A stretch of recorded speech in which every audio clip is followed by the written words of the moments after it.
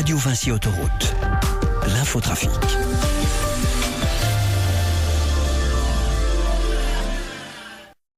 Bonjour Quentin, bonjour à vous qui êtes sur les routes de France. Tout de suite, un nouveau point sur vos conditions de circulation.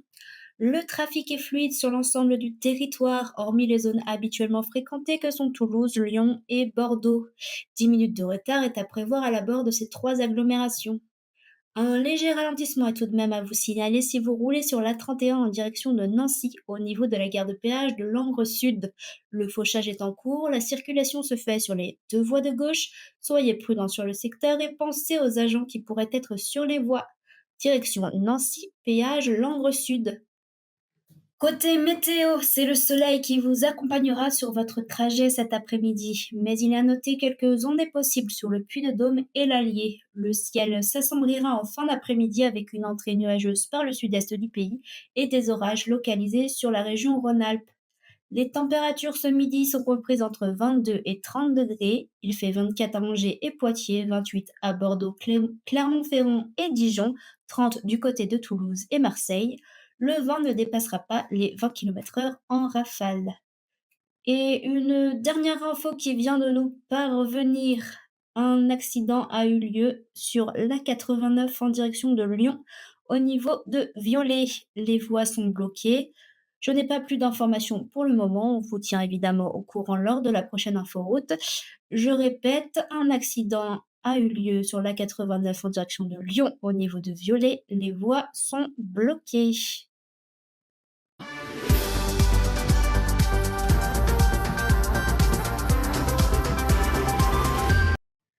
Un visage est sur toutes les unes ce matin. Après son attaque surprise de l'Iran, Donald Trump, le président américain, s'est exprimé devant les caméras.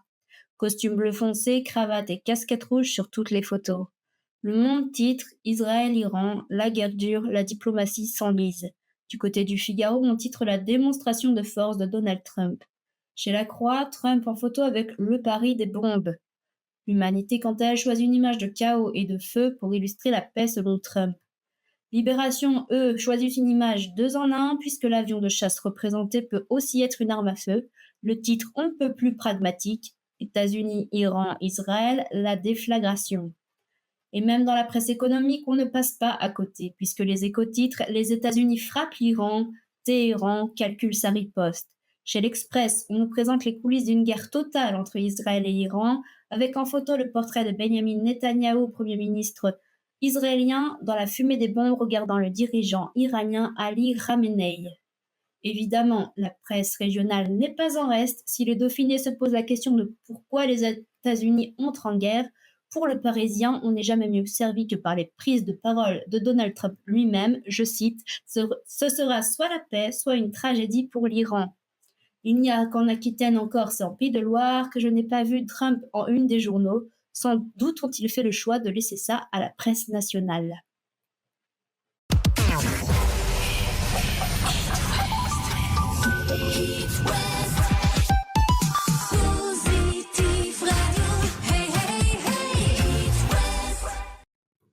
Bonjour Sandrine, bonjour à vous qui nous écoutez. Aujourd'hui, je vais vous expliquer l'expression « en voiture Simone ».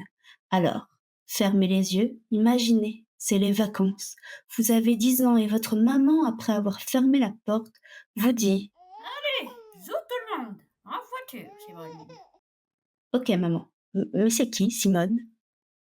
L'expression « en voiture Simone » a été attribuée à la très célèbre pilote qui a un nom extrêmement long. Je vous le dis, Simone Louise de Pinet de Brode des Forest. Rien que ça. En 1929, à seulement 19 ans, elle obtient son permis de conduire, ce qui est très rare pour une femme à l'époque. Elle se lance dans une carrière de pilote automobile, participant à de nombreux rallyes, courses et j'en passe jusqu'en 1957, sans jamais avoir aucun accident. Alors messieurs, vous dites quoi là ? Ce qui lui vaut l'admiration du tout public. Je vais sûrement vous rendre nostalgique avec la suite de l'histoire. Écoutez.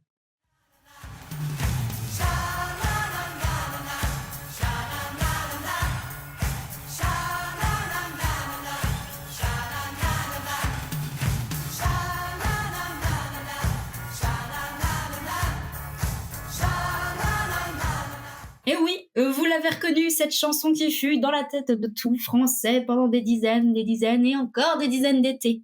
L'expression fut popularisée en 1961 par Guy Lux, présentateur de l'émission Interville, qui parlait à Simone Garnier, son animatrice, lors des fameuses émissions. Et depuis, elle n'a pas quitté l'esprit des Français. C'est l'heure pour moi de partir en vacances, mes valises sont dans la voiture, alors en voiture Simone, je vous laisse entre les mains expertes de Catel Lagré. À bientôt!